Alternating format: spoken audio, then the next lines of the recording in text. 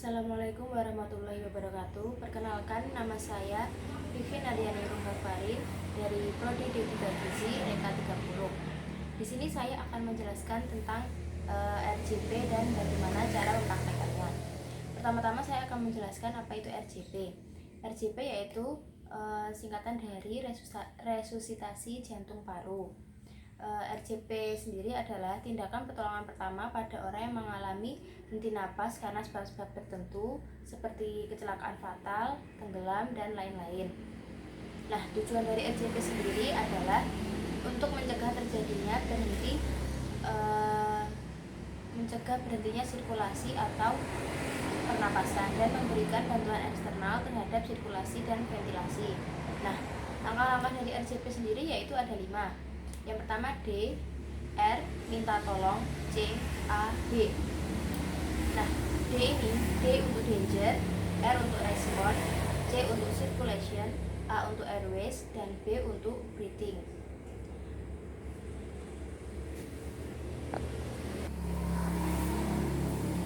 Nah, di sini ada satu korban yang mengalami kram kaki pada saat berenang, sehingga korban tenggelam dan henti napas.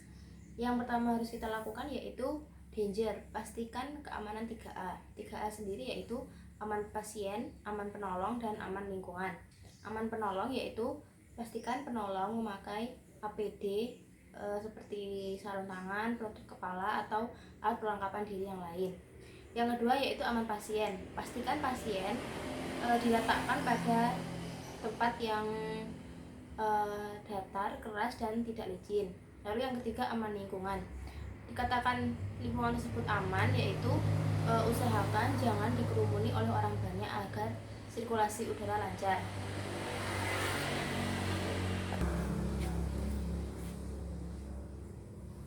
Lalu yang kedua yaitu ada respon. Kita bisa menilai respon pasien dengan cara menepuk-nepuk dan memanggil pasien seperti Pak, bangun Pak, atau juga bisa kita menepuk bahu dari korban tersebut. Jika kita tepuk-tepuk masih tidak ada respon, kita bisa juga merangsang rasa nyerinya, seperti kita tekan bagian yang nyeri. Tapi juga kalau masih tidak ada respon, kita bisa meminta bantuan. Kita bisa meminta bantuan ke rumah sakit terdekat seperti rumah sakit ataupun puskesmas. Halo, dengan rumah sakit A, minta tolong segera kirimkan 1 unit ambulan ke daerah pantai B karena di sini ada satu korban yang tidak sadarkan diri dikarenakan tenggelam. Atau bisa juga di keramaian, kita bisa meminta tolong kepada orang sekitar seperti Pak, tolong Pak, panggilkan ambulan untuk menyelamatkan korban ini. Di sini saya akan menyelamatkan korban sementara menunggu ambulan datang. Lalu setelah itu kita mencoba menyelamatkan pasien. Langkah yang selanjutnya yaitu kita cek nadi. Cara mengecek nadi yaitu kita letakkan 3 jari di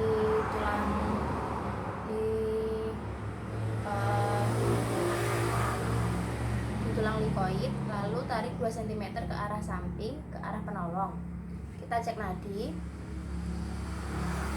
Jika nadi tidak ada, kita cek nadi maksimal 5 detik. Kita juga harus mengecek nadi dengan cara look, listen, and feel. Look, listen, and feel adalah melihat pergerakan dada, mendengarkan degup jantung, dan merasakan hembusan nafas seperti ini. Lalu setelah itu, jika tidak ada nadi, maka kita akan melakukan kompresi. Hal pertama yang harus dilakukan sebelum melakukan kompresi yaitu sebelumnya kita mencari letak tulang iga terakhir. Kita cari tulang iga terakhir, lalu kita cari titik tengahnya, lalu kita beri bantuan, lalu kita lakukan kompresi pada tengah-tengah garis dada. Kita lakukan kompresi sebanyak 30 kali dengan hitungan 1, 2, 3, 4, 5, 6, 7, 8, 9, 10. 1, 2, 3, 4, 5, 6, 7, 8, 9, 10. 1, 2, 3, 4, 5, 6, 7, 8, 9, 10. Jika sudah melakukan kompresi yang pertama, yaitu kita setelah itu melakukan airways. Airways di sini menggunakan head lift dan chin lift. Head lift itu pertama-tama kita menekan dahi lalu menaikkan dagu. Di sini kita harus berhati-hati jika misalnya korban ada cedera di bagian leher. Jika ada cedera di bagian leher, kita harus menggunakan jaw nurse. Nah, di sini tidak ada cedera bagian leher, maka kita menggunakan yang head lift dan chin lift. Setelah itu kita berikan nafas 2 kali. Lalu jika sudah, kita melakukan kompresi lagi yang kedua. Kita melakukan kompresi lagi yang kedua sama seperti yang pertama sebanyak 30 kali. 1, 2, 3, 4, 5, 6, 7, 8, 9, 10. 1, 2, 3, 4, 5, 6, 7, 8, 9, 10. 1, 2, 3, 4, 5, 6, 7, 8, 9, 10. Jika sudah, kita beri nafas buatan lagi sebanyak 2 kali.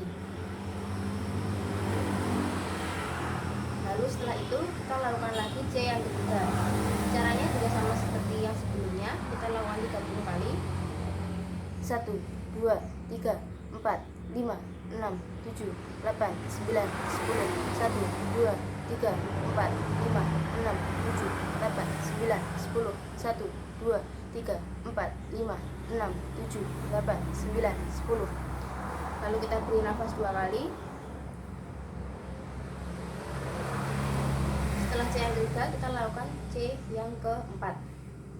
1, 2, 3, 4, 5, 6, 7, 8, 9, 10.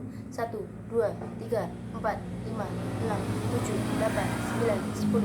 1, 2, 3, 4, 5, 6, 7, 8, 9, 10. Setelah itu kita beri nafas banyak 2 kali. Lalu kita lakukan lagi C yang kelima. 1, 2, 3, 4, 5, 6, 7, 8, 9, 10. 1, 2, 3, 4, 5, 6, 7, 8, 9, 10. 1, 2, 3, 4, 5, 6, 7, 8, 9, 10.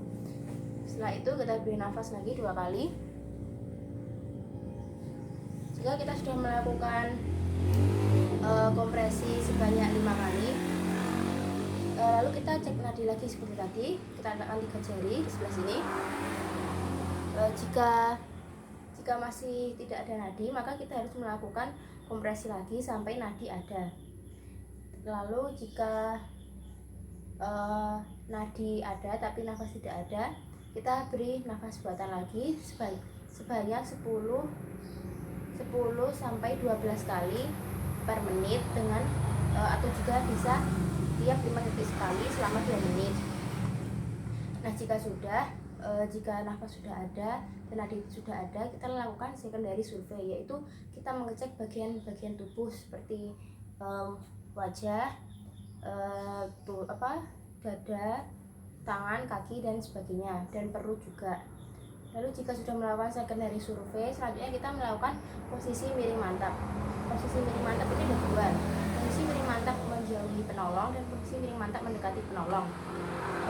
Di sini kita akan melakukan posisi miring mantap menjauhi penolong. Nah, yang pertama yaitu tangan sebelah sini yang menjauhi penolong kita luruskan. Setelah itu tangannya sebelah sini kita tekuk bentuk siku-siku. Setelah itu kaki yang sebelah sini kita tekuk. Lalu kita miringkan ke sebelah sana. Nah, posisi tangan di sebelah sini harus membentuk siku-siku menempel ke lantai. Jika sudah seperti itu, kita tinggal menunggu ambulan datang, dan jika ada korban lainnya, kita sudah bisa memastikan pasien ini aman dan bisa menolong korban yang lainnya.